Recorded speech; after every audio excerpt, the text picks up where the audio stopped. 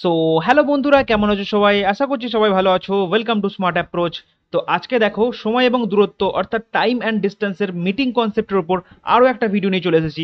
আগের ভিডিওতে আমি তোমাদের দেখিয়েছিলাম যে তোমরা কিভাবে দুজনের মিটিং টাইম নির্ণয় করবে, বাট আজকে আমি তোমাদের দেখাবো যে কিভাবে দুজনের স্পিড তোমরা নির্ণয় করবে। একজনের স্পিড বলে দেবে এবং অপরজনের স্পিড চাইবে, তাহলে সেক্ষেত্রে তোমরা কি করবে আজকে আমি তোমাদের দেখাবো। তো সবার প্রথমে আগে আমি অঙ্কটা পড়ে নিই। তো দেখো এখানে কি বলেছে, two trains A and B start from two places P and Q towards Q and P. মানে কি বলতে চেয়েছে, এ এবং বি দুটো ট্রেন, এ কি করেছে, এ পি থেকে কিউ এর দিকে যাচ্ছে এবং বি ট্রেনটি কিউ থেকে পি এর দিকে যাচ্ছে।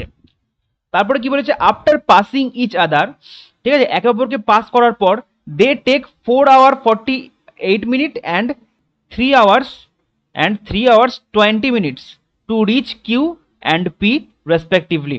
মানে কি বলতে চাইছে, এ এবং বি দুটো ট্রেন আছে, এ যাচ্ছে কি পি থেকে কিউ এর দিকে এবং বি যাচ্ছে কিউ থেকে পি এর দিকে, এবং দুজনের একে অপরকে পাস করার পর এ কি করেছে, পাস করার 4 ঘন্টা 48 মিনিট পর তার গন্তব্যস্থলে পৌঁছেছে, এবং বি কি করেছে, পাস করার 3 ঘন্টা 20 মিনিট পর তার গন্তব্যস্থলে পৌঁছেছে, মানে এতে পৌঁছেছে। তারপরে সেন্টেন্সটা দেখো কি বলেছে, বলেছে if the train from P, মানে পি থেকে যে ট্রেনটা যাচ্ছে, মানে এ ট্রেনটার স্পিড আমাকে বলে দিয়েছে কত, 45 কিলোমিটার পার আওয়ার। এ দেখো পরিষ্কার এখানে লেখা আছে, if the train from P, মানে পি থেকে যে ট্রেনটা রওনা হচ্ছে তার গতিবেগ কত, 45 কিলোমিটার পার আওয়ার, মানে এটা হচ্ছে এ এর গতিবেগ। Then find the speed of the other train, মানে আমাকে বি এর গতিবেগটা চেয়েছে। আগের দিন আমি তোমাদের এই ধরনের অঙ্ক কিন্তু ছবি এঁকে বুঝিয়েছিলাম। আজকে আমি আবার একবার ছোট করে ছবিটা এঁকে দিচ্ছি।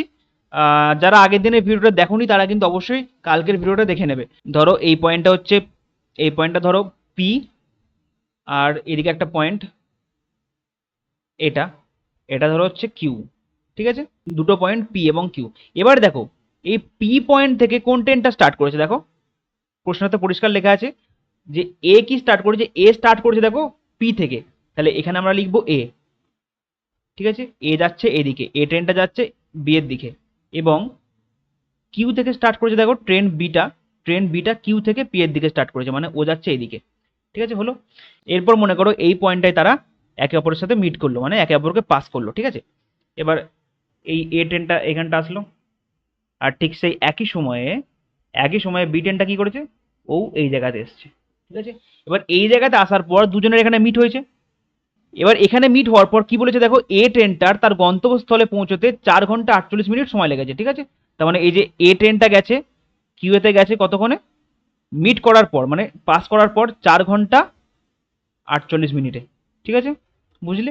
এবং বি ট্রেনটা কি করেছে, বি ট্রেনটা দেখা হওয়ার পর মানে মিট করার পর বি ট্রেনটা পৌঁছেছে তার গন্তব্যস্থলে 3 ঘন্টা 20 মিনিটে, ঠিক আছে, 3 ঘন্টা 20 মিনিট। তাহলে এই বি ট্রেনটা পিএতে পৌঁছেছে 3 ঘন্টা 20 মিনিটে, ঠিক আছে।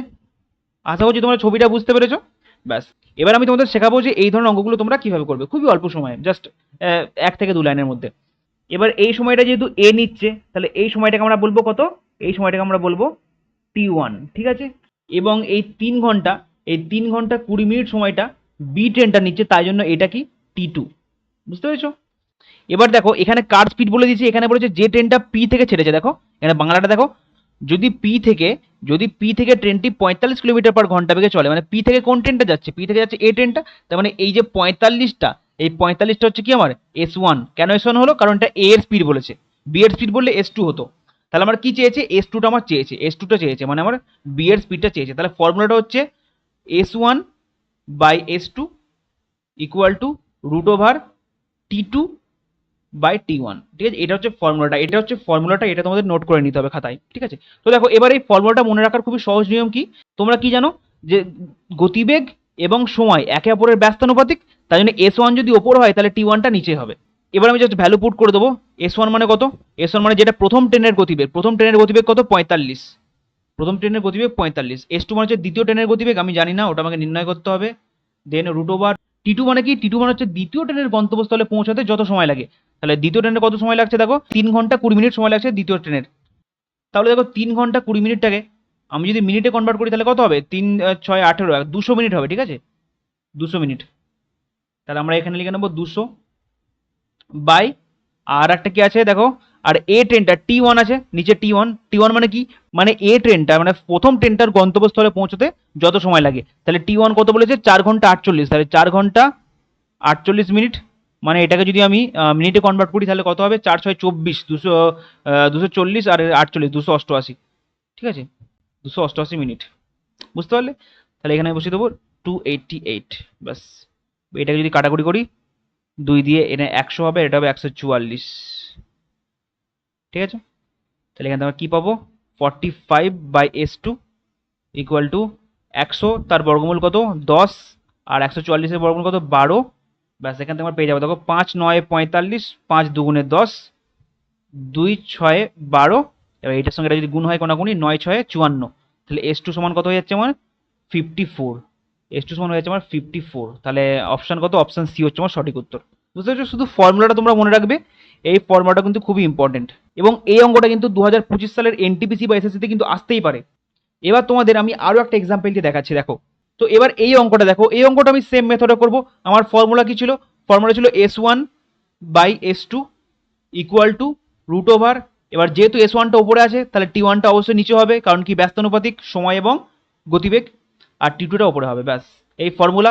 T1 মানে কি, T1 মানে হচ্ছে প্রথমটার সময়, তাহলে T1 এটা হচ্ছে আমার T1, T2 মানে কত, দ্বিতীয়টার সময়, এটা T2, আর কি বলেছে, আর S1 আর S2 এর মধ্যে কি দেওয়া আছে দেখি, বলেছে if the first train travel, first train মানে কি S1, তাহলে এটা হচ্ছে S1, ব্যাস এবার জাস্ট পুট করে দাও, আমার মান চলে আসবে। S1 হচ্ছে 120, S2 আমি জানি না, রুট ওভার T2 কত, T2 হচ্ছে আমার 9, আর T1 হচ্ছে 16, ব্যাস তাহলে কত হবে 120/S2 ইকুয়াল টু 3/4, তাহলে 3 4 12, 4 4 16, তাহলে 160 হচ্ছে আমার অ্যান্সার, 160 আছে।